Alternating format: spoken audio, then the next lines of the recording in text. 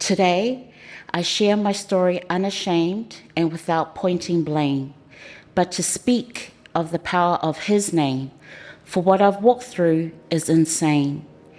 Yet my Father has given me the courage and boldness to break out of years of violence abuse physically, mentally, sexually, and emotionally in my marriage. This is my story. 2004, living in denial because of what was spoken over me, words of death, serving the wrong master, living two separate lives. It was tiring. I have learnt from so many years later that there is no shame, there is no blame, but just the power of His name to set me free. In my marriage, I've been punched, slapped, kicked, pulled, dragged, and bitten. One night I came home with my kids after working at church, and the whole house had been turned upside down. He needed something to sell to get his drug hit. We were devastated at the sight of our home, but as usual, I replied in a calm voice, reassuring my children that we would be fine and that I would clean up the mess.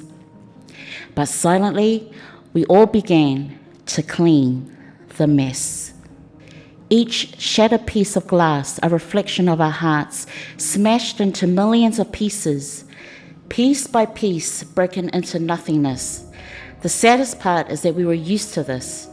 We were used to the smell of ice in our home. We were used to the destruction and violence for reasons unknown. We were used to our values being sold for that hit of gold that He needed, while we bled internally for what felt like eternity.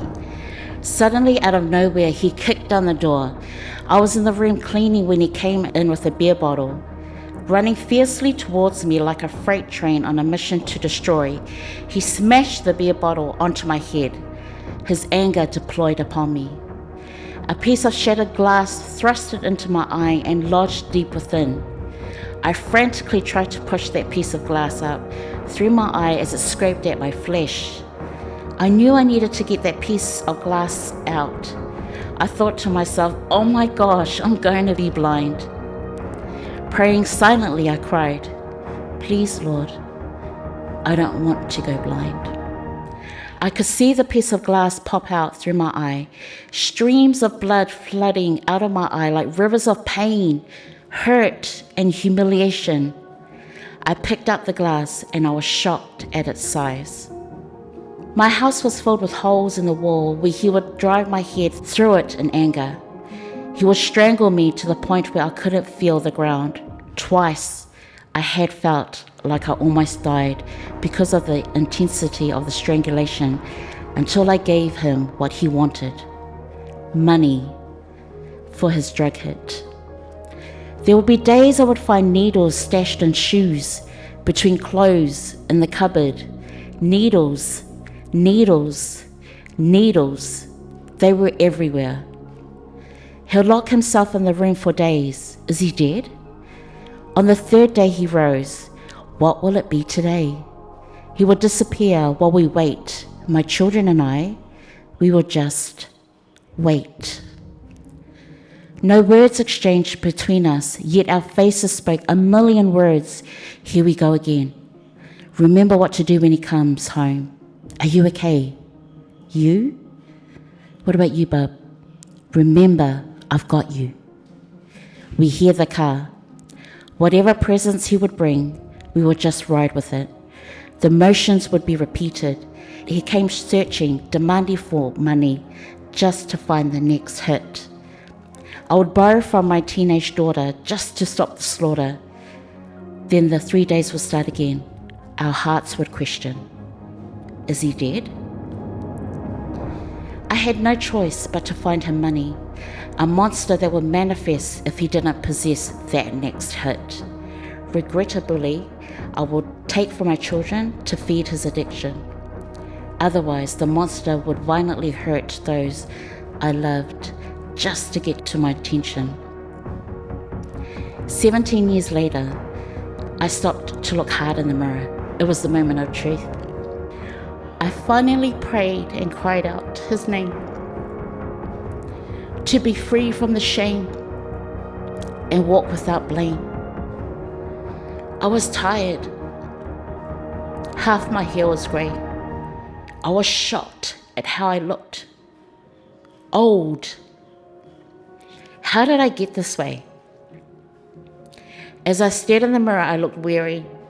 My soul had grown cold. I could no longer hold it all in. I could see the lines on my face. The pain of every moment had traced a story on my face. Tears rolled down my cheeks as I collapsed to my feet, wailing and wailing and wailing.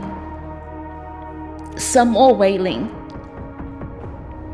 In desperation, I cried out to God for forgiveness. I tried to do it myself, in my own strength, in my own way. I needed His help. I'd been living in hell. I surrendered before Him. Simple words came, coming from my mouth. You've got me, hey. I will trust you. I rose in confidence, felt His peace, and yes, He had me, and I fully trusted Him. We left the house of horror. We left behind the smell of ice, the needles, the alcohol, the physical, sexual, mental, emotional abuse, never to return.